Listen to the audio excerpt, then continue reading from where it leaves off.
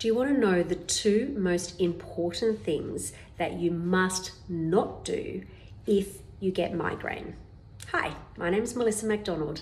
I'm a physiotherapist and a migraine coach, and I'm also a person that suffers with migraine. I first got migraine when I was 12 years old, so I've had many years of suffering. I went and became a physiotherapist straight after school, and I have dedicated the last 25 years of my work and my research into helping people with headache and migraine. And over this time, I've spent a lot of time treating people's necks and jaws, but in recent years, I've done a lot more study in the areas of nervous system regulation and nutrition and breath work, and the results that I've been finding with my clients are overwhelming.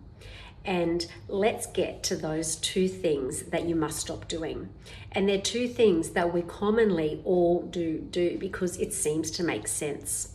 Now, the first one is trying to avoid triggers.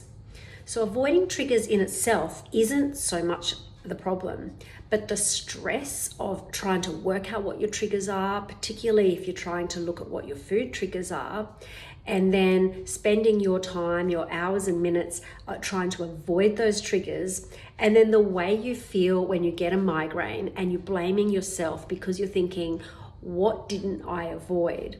That whole system of focusing on triggers is setting your system up to create more and more migraine, because what we know now is that migraine is due to a sensitized nervous system. And that's where our treatment should work. And it's certainly where my research and my work is placed, at trying to decrease the sensitivity of your migraine brain so your migraine attacks become less frequent and less intense. Now, the second thing you must not do is rely solely on medication. And the reason for this is because the more medication you take, the more medication you need as your body becomes accustomed to it. And also, really what you're doing is you're outsourcing your body's ability for pain relief to the medication. So your body loses that ability and becomes more sensitive to pain, and therefore more likely to cause migraine attacks. And then we see things like migraine overuse and rebound headaches. So although medication definitely has a role and it's something to discuss with your doctor, it shouldn't be the only thing that you're doing. So like I say, I would love for you to come and do my training.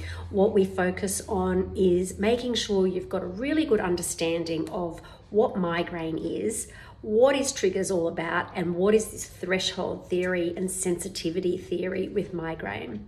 And then the 6 things that research is backing that we can do, lifestyle changes that we must do to decrease the sensitivity of our migraine brain. And therefore, we don't need to worry so much about our triggers, and we don't need to rely so much on medication.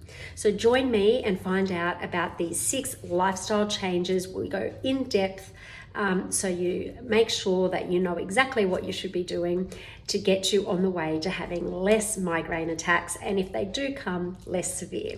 I can't wait for you to join me.